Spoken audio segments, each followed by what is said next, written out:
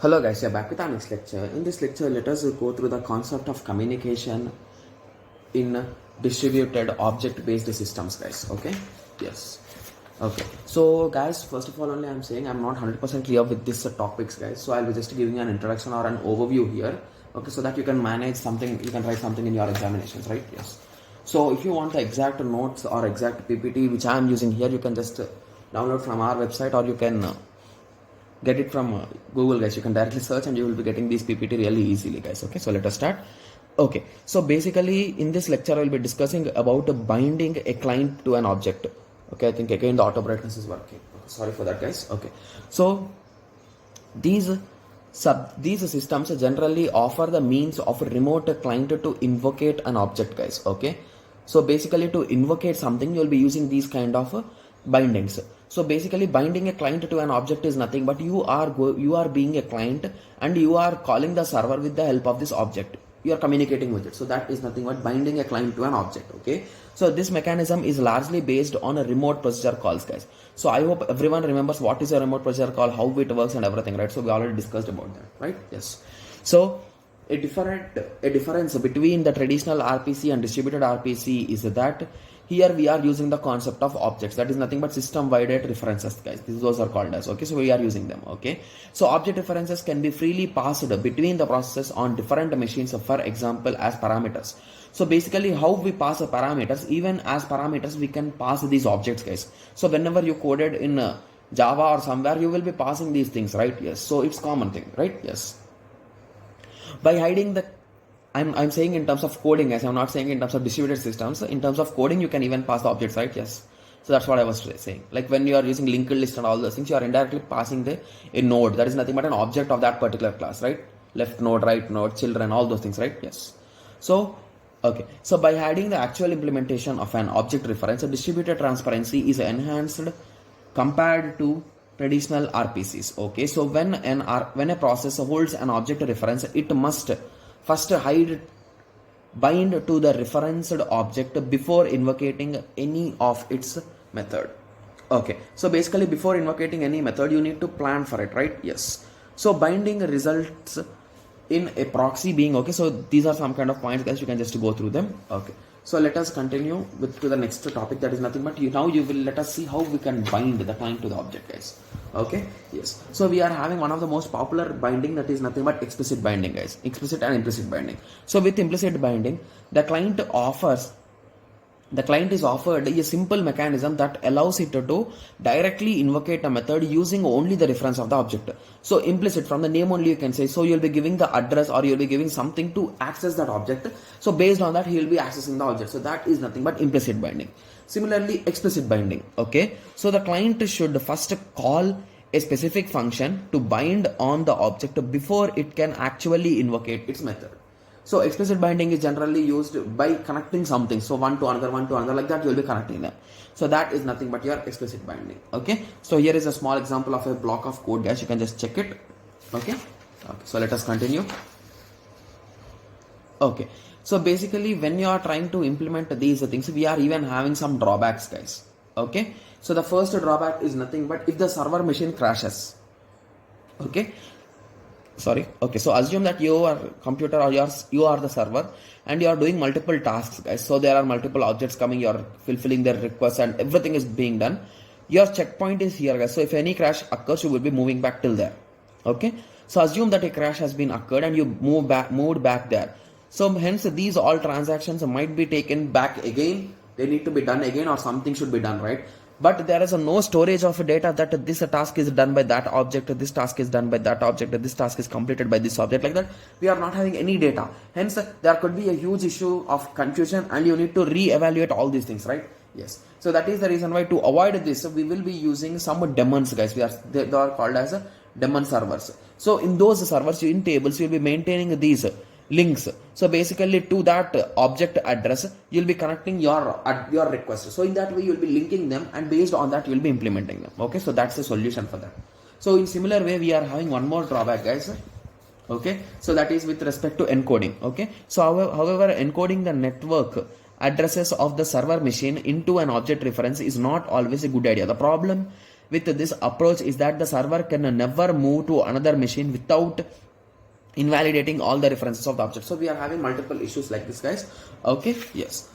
Okay, so after that there is some more implementation, guys, how it is implemented. So I'm just skipping that part, guys. Okay, so let us move to static and dynamic remote method invocations. Okay, yes, guys, when you are preparing for your exam, please once you go through the theoretical concepts, everything, guys, because it will be easy for you to write in your examinations. Okay, yes. So static versus a dynamic method invocation. So from the names only you can. So static means you know it already. Dynamic means you will be finding it dynamically.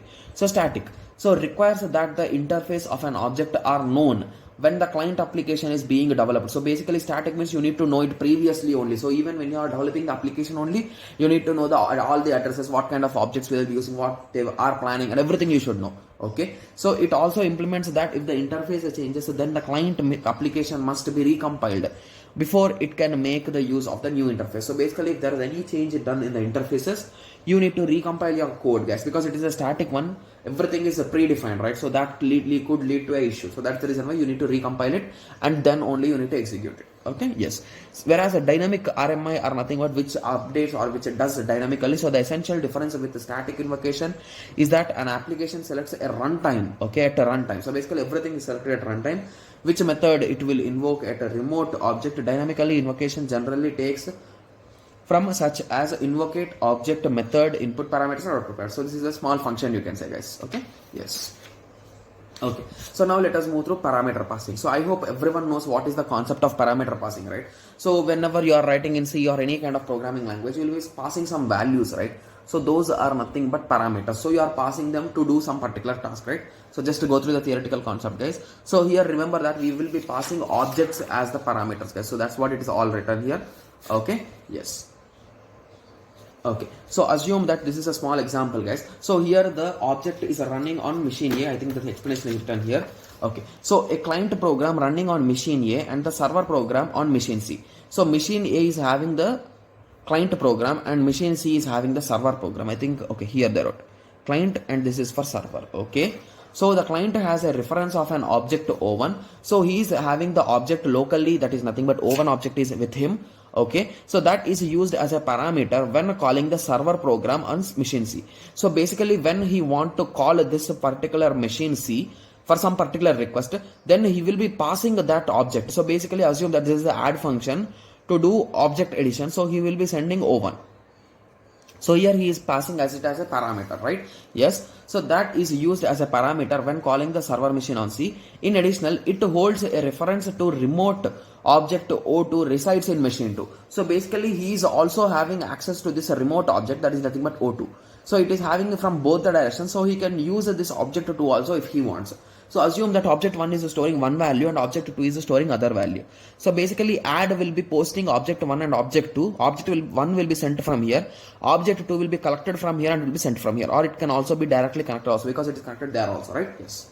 Okay. So which is also used as a parameter when calling the server. A copy of O1 is passed to the server machine C along with only a copy of a reference to O2. So basically here instead of sending the object, we will be sending the address of object, guys. So it will be in this way, comma address of O2. Okay, so I hope everyone got some basic idea about parameter passing. So you are passing. So I am not saying specifically we are passing with values or with addresses. We are passing in combination, right? So here we are passing one with address and one with exact value, right? Yes. So I hope everyone got some basic idea about this parameter passing. Okay. So now let us go through a small simple diagram with respect to CORBI, CORBA. Yes. Okay. So this is a simple flow diagram, guys. So here we are having the client application and here we are having the call by interface, client proxy and client RTS. Okay. Yes. So RTS is nothing but a request to server, guys. Okay. Yes. So initially you will be calling the application. Okay. So the application will be calling and the request will be passed through the client's proxy. Okay. So once it is unmasked or any kind of operations could be done here.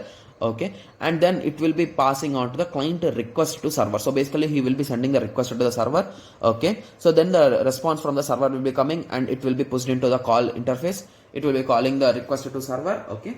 And it will be displaying on the screen. That's it. Okay. Okay, sorry for that, guys. Okay, so let us continue. Okay, so basically on that you will be getting the response and you will be displaying it to the client. application, right? Yes. So this is a corpus call model for asynchronous method. So basically here we are doing call, right? So similarly we are having the same structure for polling also. So if you remember, we discussed about polling in some subjects, guys, like computer networks and data communication. In them we discussed about polling, right? So in polling you will be requesting everyone whether they are having data. If they are having data, you will be taking that data. So that is nothing but polling. So you will be polling everyone to asking that whether they are having data, right? Yes.